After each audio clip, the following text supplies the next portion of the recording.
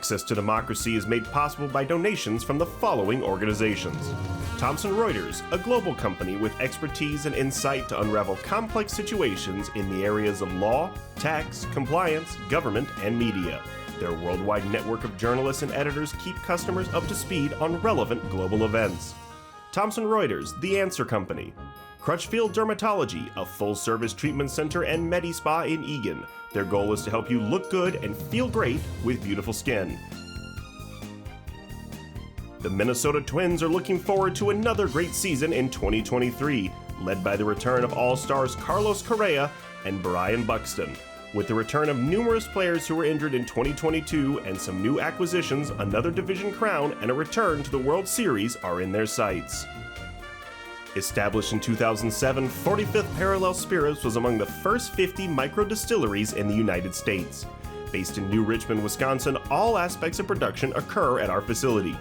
If you're interested in visiting and learning more about the 45th Parallel Distillery, please check our website and plan a visit to tour our facility and taste our spirits. Truestone Financial, with locations in Minnesota and Wisconsin, has proudly served its members since 1939. Truestone engages, educates, and supports its members to ensure they have the tools to empower their financial well-being. Truestone Financial, your neighborhood credit union. Learn more at truestone.org.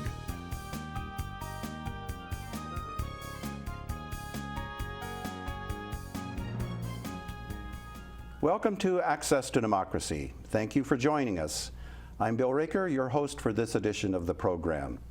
We're delighted to welcome back as our guest on the program today, Marty Fleischhacker, Senior Financial Fraud Ombudsman with the Minnesota Department of Commerce. Marty, welcome back to Access to Democracy. Thanks, Bill. It's nice to be back in person, too. It is indeed. We appreciate that. Our topic today, you're going to talk with us about your experience in working with scam victims, potential scam victims, to share with us how do scammers get victims to send them money. But before we get into that topic, let's explore a little bit about the Department of Commerce. If we bring up the slide, you can talk to us about how the department is organized and what responsibilities it has for the consumers here in Minnesota. Sure. So the Department of Commerce, it's one of the oldest state agencies. I think it might be the oldest state agency. They put together some of the agencies, consolidated them, but it's about 150 years old, and we have some regulatory authority or oversight for about 40 plus industries. I think the slide shows our missions. Our mission, and that includes protecting and assisting customers. That's something that I do every day in my role. And in my role at the Department of Commerce, I run the program. It's called the Senior Safe program, and I get referrals from banks and credit unions and securities firms, broker-dealers and financial advisors primarily. And I also get reports from others, the attorney generals and just neighbors, friends, whatever. And so I'm advocating for those people that are being victimized, and I'm helping the businesses in Minnesota, the financial industry businesses that need somebody to assist them with their customers sometimes to get them, convince them they're being scammed and to stop the flow of money to scammers. But we also engage, we do a lot of outreach, and you know that. You and I have done presentations together. We both volunteer for ARP, but I also work with the Better Business Bureau, Adult Protective Services, and Minnesota Elder Justice Center. I just did a couple presentations for them and some others. So you've been with the department since 1999, and you've moved through some different areas of responsibilities there. Could you share with us a little bit about what brought you into the role that you have there today? Sure. I started out as an investigator in 1999 and worked my way through several managerial roles, and then eventually I became the Assistant Commissioner of Enforcement, and the umbrella that I supervised had all of our criminal and civil investigations. And so after 5 years of doing that, we got a law passed that took us about 6 or 7 years to get passed to help protect people who are either 18 plus and vulnerable, or 65 or older who are being scammed or being financially exploited by somebody, whether somebody they know or the typical scam you think of. And when a new administration came in, I chose to, the commissioner appointed me to the position to be the Senior Fraud Ombudsman and to handle these cases that we start getting referred to us when this new law passed. So being an ombudsman means that you can work with lots of different organizations in the investigations that you do, and I think you've mentioned some of them, but they include law enforcement agencies as well, right? Local, state, national, or federal, all of those? Yes. Yeah, and we get referrals. Like I say, I partner.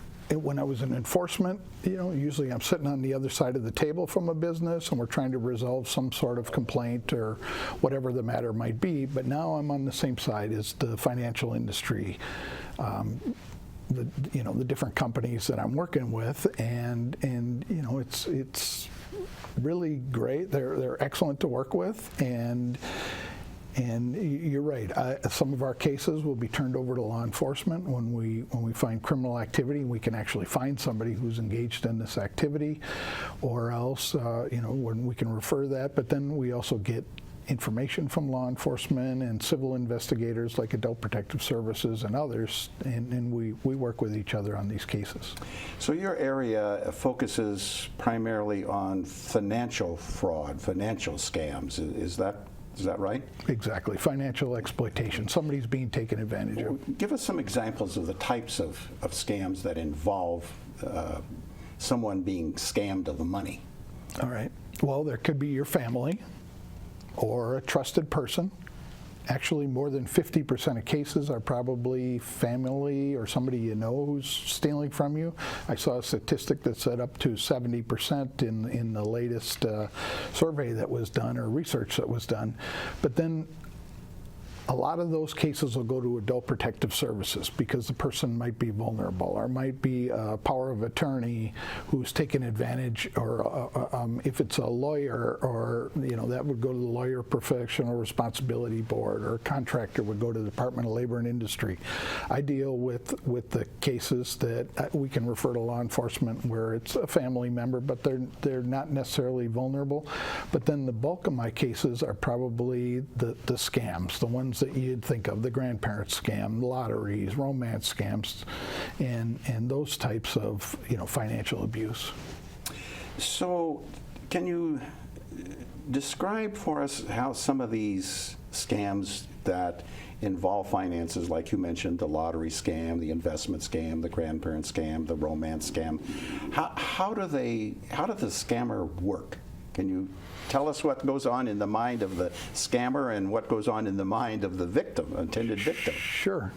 You have a slide, the con artist playbook. Right. And if somebody wants to be a scammer, that's the recipe right there. And this is an AARP slide. It's the best slide I've ever seen, and I've seen dozens and dozens of presentations of others, and I've created slides, but this is the best because it really lays out, after they did interviews and talked to scammers, how is it done? And they say, we want to get we want to get people into heightened emotions, or what they call the ether. You're thinking of things in a really highly emotional state, and isolating the victims. That's really one of the keys to this whole program. And the vast majority, I'll bet you 90% plus of the people that I deal with, they get isolated by the scammer.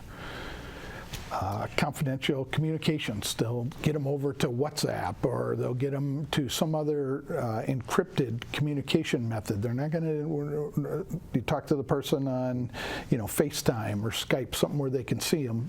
It'll be through text messaging or something, and then anonymous payments that they use, cash, or all different sorts, the new cryptocurrency machines. So the slide that we were looking at was some examples of how of what heightened emotions means when the scammer, it kind of takes over the person's rational thinking. Can you tell us a little bit more about what heightened emotion means and how the intended victim gets under that ether and what that really means? Sure.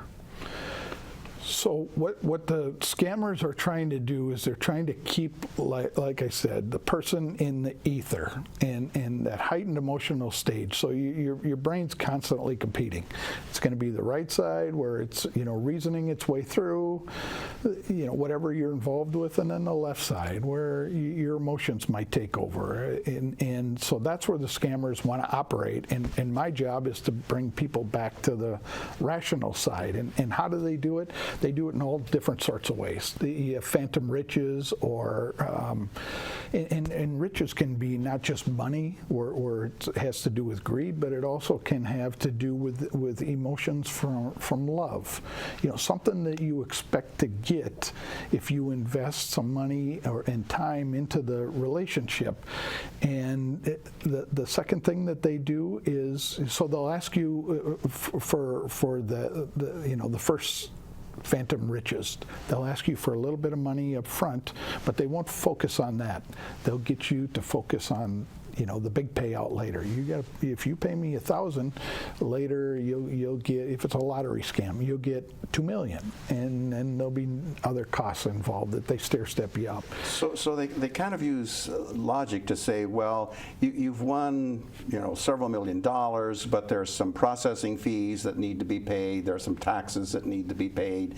Things that would sound legitimate kinds of costs that would be incurred to claim these winnings that you supposedly have. Right. And they'll use the names of legitimate companies. Reader's Digest has some sort of sweepstakes, and then you hear about Publishers Clearinghouse, even though it's clear on Publishers Clearinghouse's website. They don't charge up front for fees and expenses. Nobody looks. And when somebody answers the phone, Publishers Clearinghouse, it's convincing to a lot of people that they've won the second chance drawing. I hear the New York Gaming Commission and the Federal Reserve. The scammers use legitimate names to convince you when you look them up, oh yeah, that exists. Maybe it is them. So let's look at another type of scam, the grandparent scam. Maybe you can explain briefly what the grandparent scheme is, and the heightened emotion there is fear, anxiety, or something bad is going to happen to my grandchild, and I'm the only person that can help them. So tell us a little bit about some of those experiences. So another thing that the scammers do is they profile people, and they do some research on you, and they may call you on the phone, and they may, I could look your name up, Bill, online for free, and I could tell people you were related to, and obituaries have a ton of information about families, and so if they've done their research, they already know who your family members is, who your family members are, and now with AI, they can spoof voices even, and they'll call up and the scammers, and they'll say, "Hi, Grandma, this is," and sometimes they'll say the name, sometimes they'll wait for Grandma, who answers the phone, to say, "Is this Billy?" "Yeah, this is Billy." "Well, Billy, you don't quite sound like yourself." "Well, I was in an accident," or "I'm down in Mexico in a jail because I got arrested and I need your help. Please don't tell my parents, but I need your help." And then they'll put a bail bondsman on the line, and they'll put a fake lawyer on the line and have them call back and say, they need your help. They need the money today. You better, don't call anyone, just get the money here, because there's horrendous things that are going to happen to them, or they need this medical attention right now if they're, alleged they're in a hospital, and that's how they motivate them. They get the grandparent fearful, and they obviously want to help them out. Well, thanks for explaining that kind of situation to us. I think our viewers should have a pretty good understanding now of some of the things to be on the alert for. But let's talk about an investment kind of scam where maybe the heightened emotion is fear of missing out, FOMO. You ever encounter something like that in your work? Yeah. And you're exactly right. That's scarcity is part of the investment scams. And whenever it goes back to our evolutionary fear that we're going to run out of food and water. So when you see the sales where it's going out of business, limited amount, you may never go into that store until you see that advertisement. You go running in there and you start buying up everything because they give a discount because they're going out of business. So that's what they do in the investment scams too, and they put get you under time constraints too. You know, there's only a couple opportunities left like this, and yours is special, and they give you some reason, and then they say you have till 5:30 today to get in this deal, or we're going to miss out on it. And then they show returns of other people that they've gotten, and they may show their own returns, and that's how they get you on that. So what's the most popular or most prevalent investment scam that you're encountering here in Minnesota? The latest ones that have been referred to me are cryptocurrency investment scams, where people get a text message, and that text message leads to it's usually a text message that says, hey, you know, you want to meet for, you know, Bill, or they wouldn't use your name, but they'd say, you know, Judy, do you want to meet before the meeting on Thursday? And you'd text back and say, I'm not Judy, I'm Bill. Then they say, well, I'm very sorry that I took up your time. I hope I didn't interrupt your night. You say, no, you didn't. It's okay. Have a nice night. And then they say, well, you seem really nice. And then the conversation starts. And then they kind of lead you a little bit more, and you might get into sort of more of a romantic or a relationship with the person after a while, and they'll tell you about themselves. They might send you some photos, and then after some more time goes by, they'll show you how they've been investing and getting these great returns, and they've got this in, and they'll show you a website where you can invest, and it looks legitimate, and so they get people to invest a lot of money, and it's called the pig butchering scam. And they have different tiers that as you put money in, they say, you're making a lot of money. They show it, but they control the website. They control everything except for, you know, maybe the company that you're using to transfer your money and turn it into Bitcoin, and then the scammers move it over to this website and show you fictitious returns on your money, but they're taking your money. And I've had several people who we haven't been able to stop, and they'll put the you know, most, if not all, their IRA in there, and then once you get to a certain level, then there's always a problem. That, you know, you didn't invest in time on time, or you didn't do something correctly, and now there's a penalty, and that's why you can't get your money back. And so, you know, eventually they end up with all your money, and you end up with nothing, and you find out the website's bogus. And they're highly scripted, the way these scammers work. You know, a few days ago, I was in a conference. You were there as well, the World Elder Abuse Awareness Conference. And one of the speakers there, talking about cryptocurrency, said that in the research that they have is that 90 to 95% of what goes on in the cryptocurrency world today is either illegal, because it's maybe on the dark web, or it's an investment scam, or it's highly risky, and that people should really be very, very cautious of doing anything in cryptocurrency. I agree with that, and especially if you're somebody's requiring you to pay in cryptocurrency, then red flags should be flying for you, and you should make sure that that's a legitimate transaction, because unless it hits a certain level, law enforcement's probably not going to do the work to trace out where those funds went, and it's not easy anyway. So Marty, let's pause here. How big is this scamming activity here in Minnesota, and nationally, if you have some statistics around that? Because of the issue with reporting. Okay, it's somewhere between maybe 1 in 7 to maybe 1 in 44, by some estimates, fraud, the occurrence of fraud being reported, whether it's the FTC or the FBI or the Department of Commerce, wherever it is, the reporting is fairly low. And it happens for all sorts of reasons. You know, people are embarrassed, or they don't want to tell anybody, or, you know, you maybe don't have records to report what happened and when it happened, how much money you sent. So whatever it is, the amount that is reported is, you know, way undercounted, and so we have to, you know, guess. It's kind of like the iceberg. You see only a little bit of what's up here that's reported, but most of it is down there where you don't really see it. And as you said, there are many reasons why people don't report it, but they should. They should report it, and the estimates are somewhere in the $50 billion a year, with a B, billion a year, is lost to, you know, different types of scams and financial exploitation. In victims that you've worked with here in Minnesota over the years, have there been any recoveries that once they have reported that they've been a victim of a scam and you've gotten involved in the investigation and maybe other law enforcement agencies as well, have there been recoveries for people of any significance? I've had several instances where people have reported wires to me quickly. So they said, I got it reported that they wired maybe within the last day or even up to 2 days, and we're able to pull those wires back. We work with, it's great working with the Postal Service. They're very cooperative. We had somebody at Commerce that's deputized by the Postal Service, and they were able to grab mail that was intended for a certain address and stop that mail and bring it back, and it had money orders in it.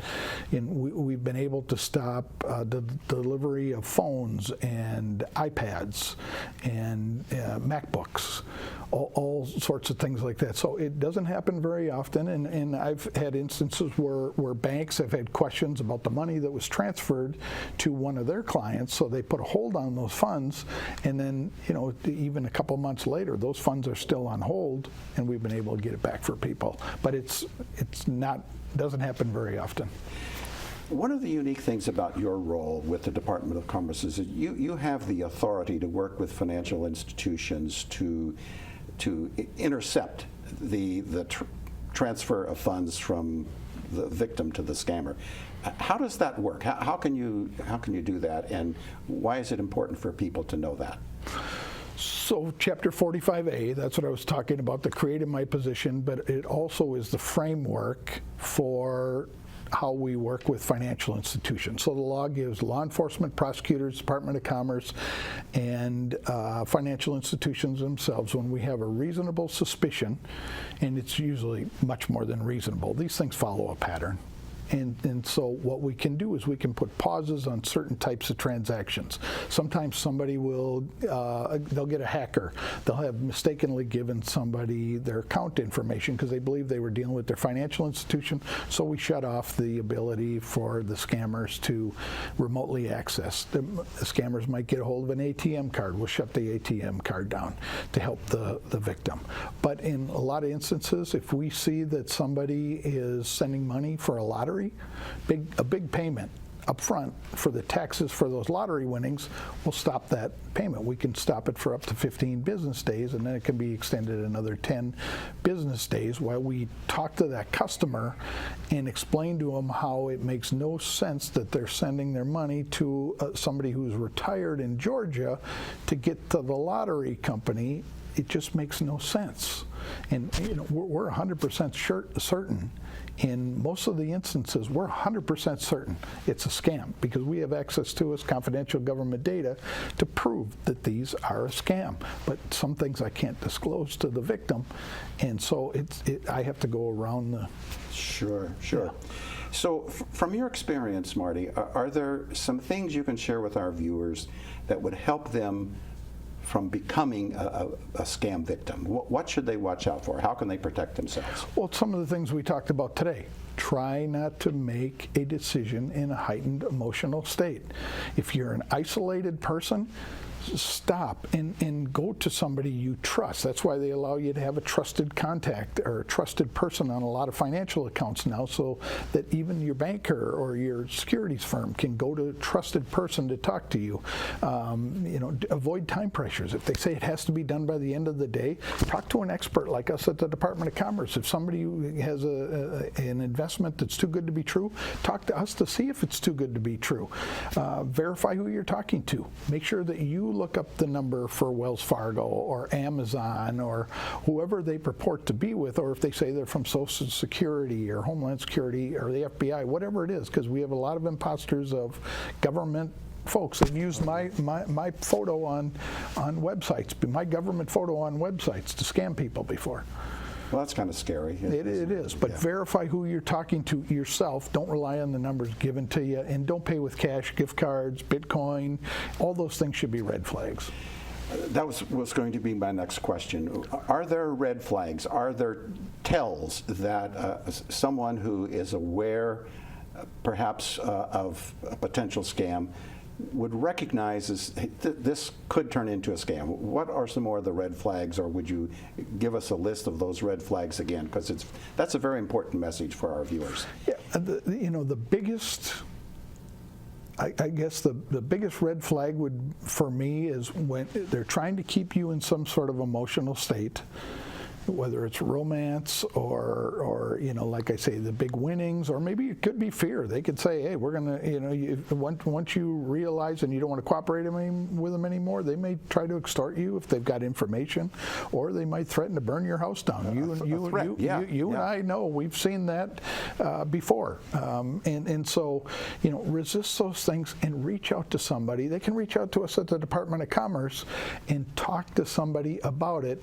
and then, again, watch how they ask you to pay, and then if somebody won't converse with you where you can see their face, scammers don't want to use FaceTime. They don't want to use Skype. They want to use texting, or like I say, these other encrypted applications where law enforcement can't get to it. And almost every victim I talk to, they have a little tickling or a little tickling in the back of their head that says something doesn't add up here. Listen to that and call somebody. Maybe we could get the slide back up on the screen that has the contact information for the Department of Commerce. Yeah, there we are. So how does this work, Marty? If someone wants to contact the department to report a scam, can you talk us through that process and reference the information there? Sure. So they can always call 651-539-1600. They'll get a live person from 8 to 4:30 every day. And then there's also a link to our website there where there's a reporting form. And it's really simple. People tell me it takes around 5 minutes, maybe 5, 7, 8 minutes. And it just asks, who's the person being victimized, who's the person being the victimized, who's the perpetrator, and then is there a trusted contact, or is there a power of attorney, somebody who is related to the victim, and then a short narrative, and then who you are as a reporter, and that goes right to my desk. And then we can start working on it. Spot a scam, stop a scam. Exactly. Spot a scam, report a scam. Our guest has been Marty Fleischhacker with the Department of Commerce here in Minnesota. Marty, thank you for your time today. Thank you for the information you shared with our viewers. And thank you for the great work that you and the rest of the team down at the department do to protect the citizens here in the state of Minnesota. Thank you, Thank you, Bill. Marty.